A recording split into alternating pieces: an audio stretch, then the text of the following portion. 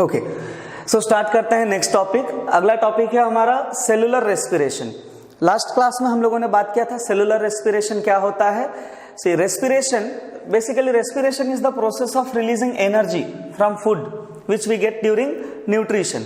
Now since the process of respiration takes place in cells, therefore this is also called as cellular respiration. Now this cellular respiration is of two types. एक होता है aerobic respiration, और दूसरा होता है anaerobic respiration. देखो अब ये एरोबिक रेस्पिरेशन क्या है और एनारोबिक रेस्पिरेशन क्या है, ये इसमें देखो अगर रेस्पिरेशन ऑक्सीजन के प्रेजेंस में हो रहा है, if the respiration occurs in the presence of oxygen, then it is called aerobic respiration. And if the respiration occurs in the absence of oxygen,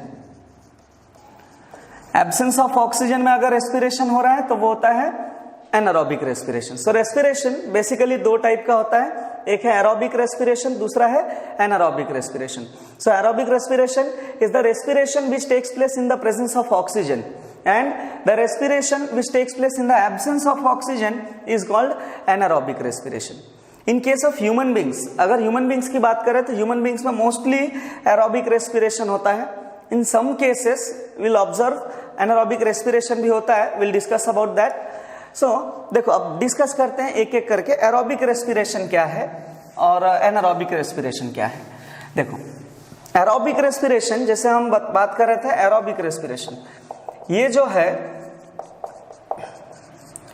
ये ऑक्सीजन के प्रेजेंस में होता है. Aerobic respiration takes place in the presence of oxygen. अब देखो इसमें exactly होता क्या है, जैसे मान लो ये हमारा सेल है, ठीक है, ये हो गया न्यूक्लियस, ये सेल मेम्ब्रेन है, ये सेल मेम्ब्रेन हो गया, ये साइटोप्लाज्म हो गया और ये न्यूक्लियस हो गया. ये केस में अब देखो अगर ये तुम सेल को ध्यान से देखोगे तो ये कौन से सेल का स्ट्रक्चर है, this is eukaryotic cell. Eukaryotic cell. So ये जो एरोबिक रेस्पिरेशन है ये यूकैरियोट और प्रोकैरियोट दोनों में होता है. देखो यूकैरियोटिक सेल में वेल डिफाइंड न्यूक्लियस नहीं रहता है, और ये जो प्रोकैरियोटिक सेल है, प्रोकैरियोटिक सेल में जो है वेल डिफाइंड न्यूक्लियस नहीं रहता है, न्यूक्लियर मेम्ब्रेन नहीं रहता है. तो ये जो प्रोकैरियोटिक सेल है, ये केस में जो ये रेस्पिरेशन का प्रोसेस होगा, it takes place in cytoplasm. ये साइटोप्लाज्म में ही कंप्लीट हो जाता है. Whereas if you talk about eukaryotic cells, तो यूकैरियोटिक सेल्स में जो रेस्पिरेशन का प्रोसेस है वो दो स्टेप्स में कंप्लीट होता है. Some part of the respiration occurs in cytoplasm. ये जो एरिया है साइटोप्लाज्म का एरिया, यहाँ पे 50% कंप्लीट होगा रेस्पिरेशन का पार्ट. और सेकेंड केस में सेल के अंदर एक इस तरीके से स्ट्रक्चर रहता है called mitochondria. So the remaining part of respiration occurs in mitochondria. Now it does not mean, see दो places में यहाँ पे respiration हो रहा है, it does not mean sometimes the respiration occur in cytoplasm and sometimes it will occur in mitochondria. It's not like that. देखो यहाँ पे होता क्या है, the 50% part, almost 50% part of respiration occurs in cytoplasm, and जो remaining part है, जो remaining reactions है, series of reactions है, वो mitochondria में होते हैं. अब यहाँ पे ये जो एरोबिक रेस्पिरेशन है, this aerobic respiration generally completes in two step. एक तो होता है ग्लाइकोलिसिस,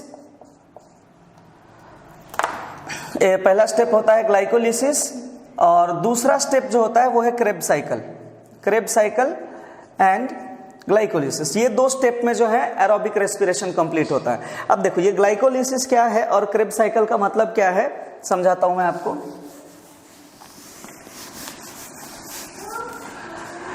सपोज ये हमारा सेल हो गया और ये जो है ग्लूकोज के पार्टिकल्स है. ये ग्लूकोज एक बार जब सेल के अंदर एंटर करता है, वो केस में क्या होगा कि यहाँ पे मतलब कौन से एरिया में, इन साइटोप्लाज्म के एरिया में क्या होगा कि ये जो ग्लूकोज है, ग्लूकोज का फॉर्मूला होता है C6H12O6.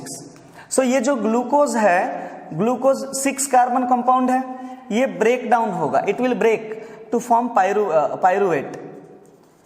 ये फर्स्ट स्टेप होता है breaking down of glucose which is 6 carbon molecule into pyruvate which is 3 carbon molecule. ये 3 कार्बन मॉलिक्यूल होता है पायरुवेट. तो ये जो ब्रेक होता है ना, ग्लूकोज पायरुवेट में ब्रेक होता है, it takes place in cytoplasm, and this process is called glycolysis. And further जो ये पायरुवेट है वो माइटोकॉन्ड्रिया के अंदर ब्रेक होता है. जैसे ये माइटोकॉन्ड्रिया हो गया, माइटोकॉन्ड्रिया के अंदर फर्दर इसका रिएक्शंस होगा, और माइटोकॉन्ड्रिया के अंदर जो प्रोसेस होता है, जो साइकिल होता है, सीरीज ऑफ रिएक्शंस होता है, that is called as Krebs cycle. Okay, तो ये एरोबिक रेस्पिरेशन जनरली दो पार्ट में कंप्लीट होता है, पहला है ग्लाइकोलिसिस और दूसरा है Krebs cycle. Glycolysis means what, in cytoplasm 6 carbon compound, जो ये 6 कार्बन वाला कंपाउंड है ग्लूकोज, ये ब्रेक डाउन होके पाइरुवेट में कन्वर्ट हो जाएगा, which is a 3 carbon molecule. ठीक है, अब जो रिमेनिंग पार्ट है ये पाइरुवेट है, इसका फर्दर प्रोसेस कहां पे होगा, इनटू माइटोकॉन्ड्रिया। और जो भी यहां से एनर्जी रिलीज होगा, जैसे ये ग्लूकोज को ब्रेक कर दिया हमने in the presence of oxygen, at that time 38 ATP molecules are formed. 38 molecules यहां से एक ग्लूकोज के पार्टिकल से 38 ATP मॉलिक्यूल्स रिलीज होंगे, और ये जो ATP है वो माइटोकॉन्ड्रिया के अंदर स्टोर होता है। Therefore this mitochondria is also known as powerhouse of the cell. Powerhouse of the cell. Why it is called powerhouse of the cell? Because the total energy which is produced during respiration is stored in mitochondria. So क्योंकि यहाँ energy stored है इसलिए ये power house हो गया। ठीक है, and remember this number, during aerobic respiration 1 glucose molecule gives 38 ATP molecules. अगर सफिशिएंट ऑक्सीजन है रेस्पिरेशन के लिए तो 38 ATP मॉलिक्यूल्स मिलेंगे। Okay, now let's see what is anaerobic respiration.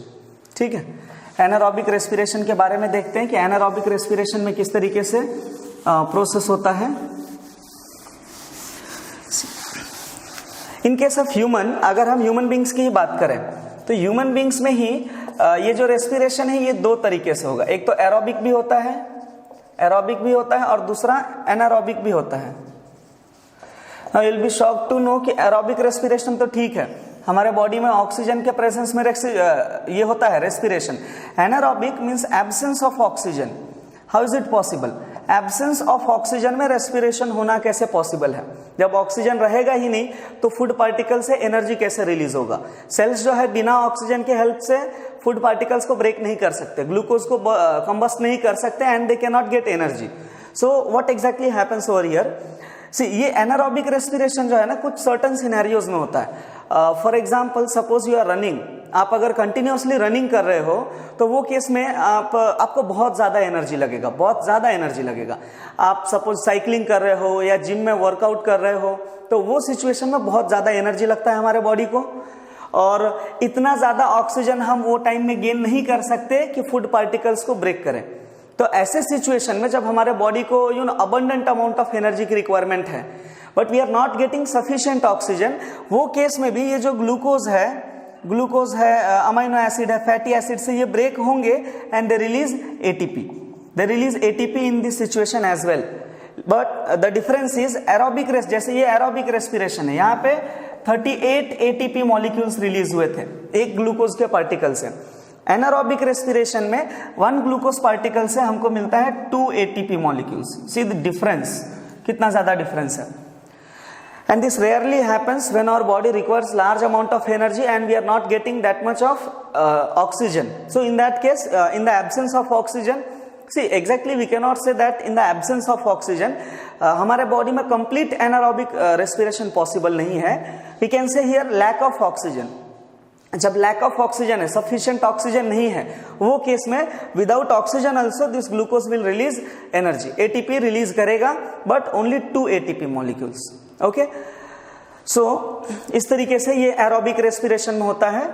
अब दूसरा जो है एनारोबिक रेस्पिरेशन, जो ये प्योर एरोबिक रेस्पिरेशन में एक टॉपिक और छूट गया। अगर बात करें हम प्लांट्स की, सो प्लांट्स में भी एरोबिक रेस्पिरेशन होता है, प्लांट्स में भी एरोबिक रेस्पिरेशन होता है। अब प्लांट्स के केस में क्या होता है, थोड़ा सा डिटेल में समझा देता हूं मैं आपको कि प्लांट्स में रेस्पिरेशन कैसे होता है। Aerobic respiration, how does it takes place in case of plant. Now you know very well कि प्लांट के जो लीफ है, ठीक है, जैसे ये लीफ हो गया, ठीक है, ये लीफ का स्ट्रक्चर हो गया। अब ये केस में आपको पता है ये लीफ के ऊपर जो है इस तरीके से लाइनिंग्स रहते हैं, छोटे छोटे पोर्स रहते हैं, दैट इज स्टोमेटा। ठीक है, तो ये जो स्टोमेटा है इसका मेन फंक्शन होता है the exchange of gases and removal of water. अब यहाँ पे हम बस गैसेस की बात करते हैं। तो ये जो स्टोमेटा रहता है ना प्लांट्स के लीफ में, ये मेन इसका रिस्पॉन्सिबिलिटी रहता है कि ऑक्सीजन का सप्लाई जो है प्लांट के अंदर सफिशिएंट रहे। ये कंटिन्यूअसली कांटेक्ट में रहता है एयर के, और and this make sure that there is sufficient oxygen for the process of respiration. अभी आपके दिमाग में एक बेसिक सा क्वेश्चन आएगा कि अगर प्लांट्स में भी रेस्पिरेशन होता है, ड्यूरिंग डे टाइम प्लांट्स में रेस्पिरेशन होता है and during night also plant में रेस्पिरेशन होता है, और रेस्पिरेशन से बाय प्रोडक्ट क्या मिलता है? Carbon dioxide. ऑक्सीजन यूटिलाइज होता है और कार्बन डाइऑक्साइड रिलीज होता है। सो ड्यूरिंग डे प्लांट से कार्बन डाइऑक्साइड क्यों नहीं रिलीज होता? डे टाइम में प्लांट से कार्बन डाइऑक्साइड क्यों नहीं रिलीज होता? सो ये रेस्पिरेशन प्रोसेस से जो कार्बन डाइऑक्साइड गैस रिलीज होगा that is used for photosynthesis. Photosynthesis के लिए ये यूटिलाइज हो जाएगा। Therefore during day there is no release of carbon dioxide, but during night, अगर नाइट की बात करो, where there is no photosynthesis, at night there is no photosynthesis. So in that case respiration का जो by product रहेगा ये carbon dioxide during night plant से ये रिमूव होता रहता है। Elimination of carbon dioxide is the major activity taking place inside a plant. Okay, तो ये हो गया बात हमारा एरोबिक रेस्पिरेशन का। अब ये कंप्लीट एनारोबिक रेस्पिरेशन कौन से केस में होता है, देखते हैं कि एनारोबिक रेस्पिरेशन का क्या केस है। एक छोटा सा एक्टिविटी करके समझते हैं कि एनारोबिक रेस्पिरेशन किस तरीके से होता है। Generally this anaerobic respiration occurs in case of bacterias like yeast. अब आपको एक छोटा सा एक्टिविटी करना है। What we have to do, we have to take a test tube. आपको इस तरीके से एक टेस्ट ट्यूब लेना है एंड ये टेस्ट ट्यूब में हमको क्या करना है, फ्रूट जूस लेना है। You have to consider any fruit juice, ठीक है। फ्रूट जूस ले लिया हमने, let's say this is a fruit juice of grapes. Grapes का हमने एक फ्रूट जूस का ये किया है। Now what we have to do, यहां से ये जो ट्यूब है, जो टेस्ट ट्यूब है, यहां से ऑक्सीजन पूरी तरीके से रिमूव कर देना है, ठीक है। अब ऑक्सीजन रिमूव कर देना है और उसके बाद हमको यहाँ पे इस तरीके से एक पाइप लगा देना है, ठीक है। And this pipe finally opens into a beaker which contains lime water. यहाँ बीकर में आएगा which contains lime water, calcium hydroxide also called as lime water। सो देखो किया क्या हमने, एक टेस्ट ट्यूब लिया हमने, ये टेस्ट ट्यूब के अंदर हमने फ्रूट जूस लिया, ठीक है। इसमें से ऑक्सीजन जो है हमने पूरा रिमूव कर दिया। अब आपको करना क्या है, before you apply this test tube, इसके अंदर आपको बैक्टीरियाज रखना है। बैक्टीरियाज कौन सा बैक्टीरिया, लाइक ईस्ट, ठीक है। यहाँ पे हम ईस्ट बैक्टीरिया रखेंगे। अब ये ईस्ट बैक्टीरिया, अब देखो आपको ये एक्सपेरिमेंट करते time you have to make sure, आपको एक बात का ध्यान रखना है कि ऑक्सीजन बिल्कुल भी नहीं रहना चाहिए। सो हम एक और काम कर सकते हैं कि ये जो सरफेस है वाटर का, वाटर सरफेस पे हम पैराफिन रख सकते हैं। ये पैराफिन क्या करेगा, बिल्कुल भी एंट्री नहीं करने देगा, एयर का एंट्री हो ही नहीं सकता अंदर अगर हमने पैराफिन का एक लेयर रख दिया तो। सो अब हमने क्या किया है कि यहां से पूरा ऑक्सीजन का सप्लाई ब्रेक कर दिया, यहाँ ऑक्सीजन बिल्कुल भी नहीं रहेगा। नाउ ये जो ईस्ट है, ये जो बैक्टीरियाज है, ये आपको मार्केट में मिल जाएगा, छोटे से पैकेट्स में आते हैं ये बैक्टीरिया का। ये जनरली केक्स वगैरह बनाने में हम ये बैक्टीरियाज का यूज करते हैं। Now when you keep this, जब आप इसको 3-4 दिन वैसे ही रखोगे, 3-4 दिन हमने जैसे का वैसा छोड़ दिया, इसको कुछ भी नहीं किया। अब 3-4 दिन बाद देखोगे कि ये जो लाइम वाटर है, ये लाइम वाटर का कलर कैसा हो जाएगा, मिल्की हो जाएगा। This lime water turns milky and we know that lime water turns milky when it react with carbon dioxide। जब कार्बन डाइऑक्साइड के साथ ये रिएक्ट करेगा तो कैल्शियम कार्बोनेट फॉर्म करता है, ये कैल्शियम कार्बोनेट फॉर्म करता है and water molecule is released during this reaction. So ये अगर ये मिल्की टर्न हुआ, that means it proves that during this reaction carbon dioxide gas is released, carbon dioxide gas release हो गया। अब यहाँ पे एक बात हमको पता चलता है, देखो अब यहाँ पे जो बाय प्रोडक्ट रहेगा ना, ये बाय प्रोडक्ट रहेगा इसमें अल्कोहल। यहाँ पे जो प्रोडक्ट बनेगा वो क्या रहेगा, अल्कोहल रहेगा, ओके। अब यहाँ पे आप देखो कि जो ये अल्कोहल बना है, ये जो प्रोसेस है ना अल्कोहल बनाने का, this process is also known as fermentation. Fermentation भी कहा जाता है इसको। फर्मेंटेशन का जनरली जो बाय प्रोडक्ट रहता है वो अल्कोहल ही होता है, ठीक है। तो ये बैक्टीरिया के हेल्प से जो है अल्कोहल बनाया जाता है। अब आपके दिमाग में एक और सवाल आएगा कि ये जो अल्कोहल है ये प्योर अल्कोहल रहेगा या कुछ वाटर भी रहता है इसमें? तो इसमें अल्कोहल के साथ सम अमाउंट ऑफ वाटर भी प्रेजेंट रहता है। नाउ हाउ टू एलिमिनेट, अब इसको सेपरेट कैसा करेंगे।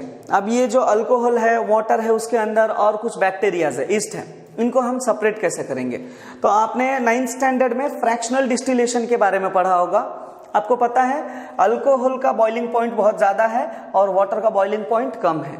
तो अगर ये दोनों का मिक्सचर को आप बॉइल करोगे तो वाटर क्या होगा, इवापोरेट हो जाएगा और अल्कोहल जो है सॉल्यूशन के अंदर ही रह जाएगा। So in this way you can separate alcohol. Now here you can see कि respiration हो रहा था, this bacteria were respiring. As a result ये बैक्टीरिया का जो बाय प्रोडक्ट था रेस्पिरेशन का, कार्बन डाइऑक्साइड रिलीज हुआ और वो कार्बन डाइऑक्साइड गैस हमने यहाँ से टेस्ट किया, लाइम वाटर के थ्रू पास करके हमने टेस्ट कर लिया। तो ये बेसिकली होता है एरोबिक एंड एनारोबिक रेस्पिरेशन। अब एक बार जो है शॉर्ट में मैं आपको पूरा ये ब्रीफ में समझाता हूं कि रेस्पिरेशन का प्रोसेस कैसा हो रहा है, aerobic and anaerobic respiration both exactly होता क्या है ये केसेस में, एक बार ब्रीफ में हम पूरा देखते हैं। ठीक है, ये टेबल जो अभी मैं बनाने जा रहा हूं आप लोग बुक में बना लीजिएगा, रिविजन करने के लिए बहुत इंपॉर्टेंट है ये। मान लीजिए हमारे पास ग्लूकोज है, glucose is a 6 carbon molecule. Glucose का क्या होगा, ग्लाइकोलिसिस, ग्लाइकोलिसिस के बाद क्या मिलेगा हमको, पायरुवेट। ग्लाइकोलिसिस के बाद क्या मिलेगा, pyruvate which is 3 carbon molecule. Glucose का ग्लाइकोलिसिस हो गया। And where does this take place, this takes place in cytoplasm. Cytoplasm में ये प्रोसेस कंप्लीट होता है। ये जो प्रोसेस है ग्लूकोज ब्रेक डाउन होके पायरुवेट में कन्वर्ट होना, ये कंप्लीट प्रोसेस जो है साइटोप्लाज्म में होता है। अब यहाँ पे 3 केसेस आते हैं कि या तो ये respiration in presence of oxygen, in presence of oxygen. अब ये पायरुवेट जो ब्रेक हो रहा है, पायरुवेट का जो फर्दर ब्रेकिंग प्रोसेस है माइटोकॉन्ड्रिया में, ये ऑक्सीजन के प्रेजेंस में हो रहा है या एब्सेंस में हो रहा है। एक केस हो जाएगा यहाँ पे absence of oxygen, absence of oxygen जैसे हमने ईस्ट का देखा अभी, in the absence of oxygen. और तीसरा केस आता है where there is lack of oxygen, lack of oxygen, oxygen अगर बहुत कम है तो वो केस में क्या होगा। देखो पहले केस में when there is sufficient energy, when there is sufficient oxygen to break down this pyruvate, ये केस में क्या होगा, वाटर मॉलिक्यूल रिलीज होगा, कार्बन डाइऑक्साइड रिलीज होगा प्लस एनर्जी, प्लस एनर्जी। और एनर्जी कितना रहेगा, that will be 38 ATP molecules, 38 ATP molecules रहेंगे। एटीपी क्या है, एडिनोसिन ट्राइफॉस्फेट, इस तरीके से रहता है एटीपी का स्ट्रक्चर। ये एक फॉस्फेट, ये दूसरा फॉस्फेट और ये तीसरा फॉस्फेट। ठीक है, सो ये एटीपी का स्ट्रक्चर है, एडिनोसिन ट्राइफॉस्फेट। सो अगर ये जो पायरुवेट है इसका breakdown in the sufficient supply of oxygen, sufficient oxygen है और ऑक्सीजन के प्रेजेंस में अगर ब्रेक हो रहा है तो क्या होगा, water molecule, carbon dioxide and energy. ठीक है, 3 चीजें रिलीज होंगी और एनर्जी कितना होगा, 38 एटीपी मॉलिक्यूल्स। नाउ मान लो कि ये सेल हो गया, ठीक है, और ये हमारा माइटोकॉन्ड्रिया हो गया। माइटोकॉन्ड्रिया में एनर्जी है। नाउ व्हेनेवर और सेल रिक्वायर्ड और body requires energy for doing any work, कोई भी एक्टिविटी करने के लिए जब ये बॉडी को रिक्वायरमेंट होगा एनर्जी का, तो ये क्या होता है, फॉस्फेट पूरा का पूरा एक एटीपी एक साथ यूटिलाइज नहीं होता है। अब यहां से क्या होगा, ये फॉस्फेट का एक बॉन्ड ब्रेक होता है, फॉस्फेट का एक बॉन्ड ब्रेक होगा और यहाँ पे ये जो 2 फॉस्फेट, देखो अब तक क्या था, एडिनोसिन ट्राइफॉस्फेट, 3 फॉस्फेट थे। जब एनर्जी की रिक्वायरमेंट थी एक फॉस्फेट ब्रेक, एक फॉस्फेट का जो बॉन्ड है वो ब्रेक हो गया। अब कितने बचे यहाँ पे, इस तरीके से बचेगा, मतलब एक फॉस्फेट, ये दूसरा फॉस्फेट, मतलब ये क्या हो गया, एडीपी, एडिनोसिन डाइफॉस्फेट। अब 2 ही फॉस्फेट बचा है। अगली बार जब एनर्जी का रिक्वायरमेंट होगा ये बॉन्ड अगेन ब्रेक होगा, adenosine monophosphate. Now remember one thing, जब एक बॉन्ड ब्रेक होता है फॉस्फेट का एनर्जी रिलीज करने के लिए, तो ये केस में 7200 calories of energy is released by breaking a single phosphate bond. एक फॉस्फेट बॉन्ड ब्रेक करने में कितना एनर्जी लगता है, 7200 कैलोरीज ऑफ एनर्जी रिलीज होता है वो टाइम में। So, if there is during respiration, if there is sufficient supply of oxygen, अगर sufficient ऑक्सीजन है तो क्या होगा, साइटोप्लाज्म में ग्लूकोज जो है ब्रेकडाउन होगा इनटू पायरुवेट। ठीक है, पायरुवेट के बाद क्या होगा, अगर सफिशिएंट ऑक्सीजन है तो इसमें 3 प्रोडक्ट्स मिलते हैं, water molecule, carbon dioxide and energy is released. Now when there is lack of oxygen, जब लैक ऑफ ऑक्सीजन है तो वो केस में क्या होगा यहाँ पे, जैसे लैक ऑफ ऑक्सीजन का केस जैसे मैंने अभी बताया आपको, while you are walking, you are dancing और you are doing some physical activity which requires lots of energy, जैसे आप जिम में वर्कआउट कर रहे हो, वो सिचुएशन में आपको बहुत ज्यादा एनर्जी लगेगा। और वो सिचुएशन में हमारे बॉडी में इतना ज्यादा ऑक्सीजन नहीं मिल पाता है, तो लैक ऑफ ऑक्सीजन में भी रिलीज हो जाता है एटीपी। तो यहाँ दो प्रोडक्ट मिलेंगे, एक हो जाएगा लैक्टिक एसिड और एनर्जी, लैक्टिक एसिड और एनर्जी। हमारे बॉडी में ये लैक्टिक एसिड प्रोड्यूस होता है। लैक्टिक एसिड क्या होता है, जैसे आप लोग मान लो कि कंटिन्यूअसली खेल रहे हो, मान लो फुटबॉल खेल रहे हो, कंटिन्यूअसली आपको रनिंग करना है, कंटिन्यूअसली जंप करना है, भागते रहना है, वो सिचुएशन में क्या होगा, हमारे बॉडी को बहुत ज्यादा एनर्जी लगता है। और उसमें जो है in the even in when there is lack of oxygen, glucose break होता है, लैक्टिक एसिड और एनर्जी रिलीज करता है। एनर्जी कितना रिलीज होता है, 2 ATP। अगर हमारे बॉडी में ये लैक्टिक एसिड का कॉन्सेंट्रेशन बहुत ज्यादा हो गया, then we feel very tired, बहुत ज्यादा ऐसे थकान लगता है कि अब कुछ नहीं कर सकते, बहुत थक गए, वैसा वाला फीलिंग आने। So in absence of oxygen, जब ऑक्सीजन नहीं है, देखो ये दो केस हो गया। In the presence of oxygen हमको मिला water molecule, carbon dioxide and energy, 38 ATP molecules energy का। Then lack of oxygen, lactic acid plus energy is released. And third case, in the absence of oxygen क्या मिलेगा हमको यहाँ पे, alcohol मिलेगा plus carbon dioxide. Carbon dioxide हमने test किया था किसमें, लाइम वाटर से पास करके, एंड एनर्जी, सो इस तरीके से एंटायर प्रोसेस ऑफ रेस्पिरेशन होता है। This is aerobic respiration and this is anaerobic respiration. और ये intermediate step where there is lack of oxygen, sufficient oxygen नहीं है तो क्या होगा। सो ये दो स्टेप का प्रोसेस है। देखिए ये जो प्रोसेस है पाइरूवेट में कन्वर्ट होने का, ये कंप्लीट होता है साइटोप्लाज्म में। सेल का जो साइटोप्लाज्म है, जैसे ये सेल हो गया, सेल में जो साइटोप्लाज्म है ये एरिया में क्या होगा, ग्लूकोज जो है ब्रेक होगा और पाइरूवेट में कन्वर्ट होगा, ठीक है। और जो रिमेनिंग प्रोसेस है, जैसे मान लो ये सेल है, साइटोप्लाज्म का वर्क हो गया, जैसे सपोज ये माइटोकॉन्ड्रिया है, तो माइटोकॉन्ड्रिया में जो प्रोसेस है वो डिफर करेगा। डिफर कैसे करेगा, डिपेंड करता है कि ऑक्सीजन कितना अवेलेबल है हमारे पास।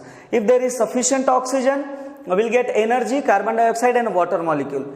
अगर लैक ऑफ ऑक्सीजन है then lactic acid will be released along with 2 ATP molecules, and in the absence of oxygen alcohol, CO2 and energy is formed. This reaction is also known as fermentation reaction.